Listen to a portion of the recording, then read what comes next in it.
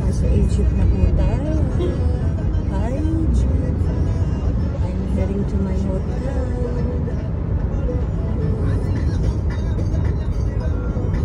Wow.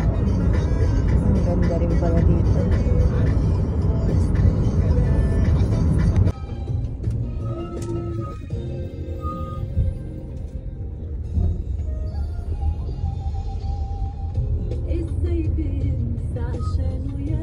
Guys, nandito na ako. Dito ako sa pyramid. Pero ang init. Pero hindi kasing init sa Abu Dhabi. Ang init sa Abu Dhabi eh. Dito okay lang. Parang Pilipinas na tanghaling tapat sa Baguio. Parang ganon. So, ayun nga. Lalakad-lakad ako. Pero sabi nila kuya, yung mga reception dito, yung mga nag-work dito sa hotel, hindi daw pwedeng basta-basta naglalakad yung mga babae dito. Kaya isa sa staff, sasamahan nila ako. Pero mainit, parang ayokong magganto. Sunog ako, wala pa naman akong sunscreen na dala. Ganda.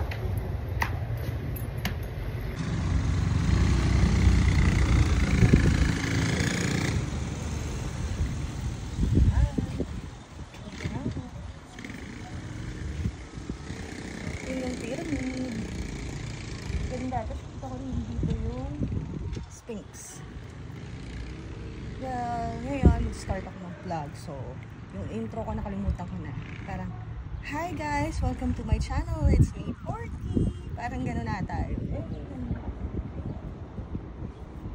Ganda. Kararating ko lang. Sobrang lapit ng hotel ko.